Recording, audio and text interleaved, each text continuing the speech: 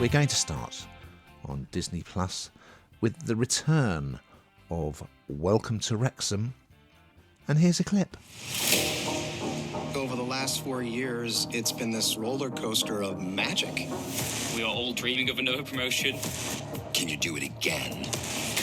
Back-to-back promotions. It's never been done before. The sort of stuff that fairy tales are made of.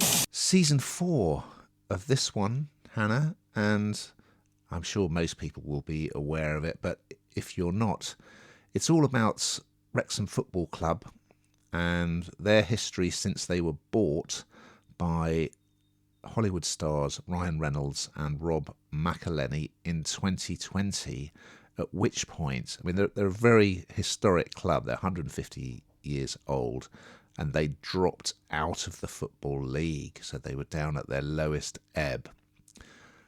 And then across the first 3 seasons, they got promoted twice. So they came back into the Football League and then got promoted again.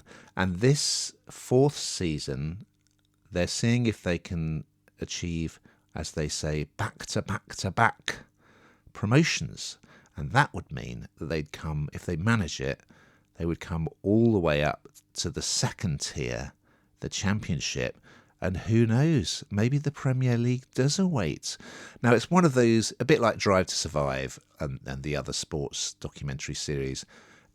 Everything that's in this season has already happened, of course. So if you're a football fan, you probably will know what happened to Wrexham over the past season. But I'm not going to spoil it for you non-football fans out there because it's a pretty exciting ride.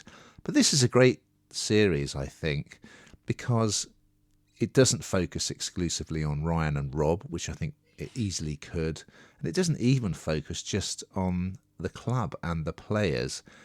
It's about the community as well. So, for instance, in episode 1, as well as the guys having a meeting about, are we just going to consolidate? Would that be the best thing to do, or should we throw some money at it and try and achieve this 3rd successive promotion? So they're planning a strategy, but meanwhile, there's a long interview with this young woman who she started a business, like a sort of coffee shop inside a horse box, and she is selling coffees and snacks inside the ground.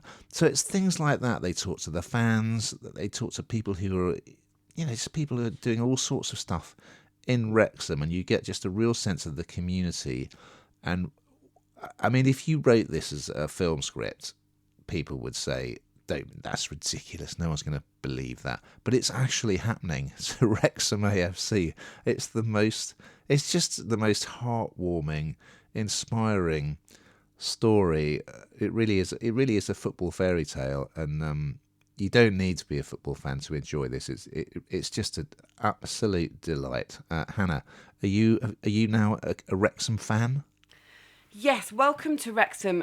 It's a funny one, Ian, isn't it? Because you're quite right that you almost expect it to focus on Ryan Reynolds and Rob McElhenney because they're the stars of the show, I suppose. And I think it's right and proper that they kind of don't. But let's not forget that the superpower of these people and the money has really sort of captured this club, hasn't it? And, it has got a history, this club, and anybody that loves this sport will know about it. I don't think you need to love the sport to watch it. It goes back to that same old thing that we talk about with documentaries about, if it's football or whatever it might be that you do or don't like. I don't think you have to like that here. This is just a really interesting and incredible story, really, isn't it? And the fact that we are, I think it's the 4th season, just shows that there is an appetite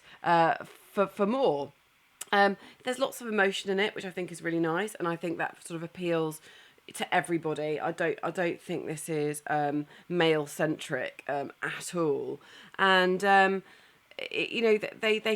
start their campaign, don't they, to become the first club to gain 3 promotions in consecutive seasons. And you're on side even if you're not a supporter. You're just on side. So I think it is definitely one to watch.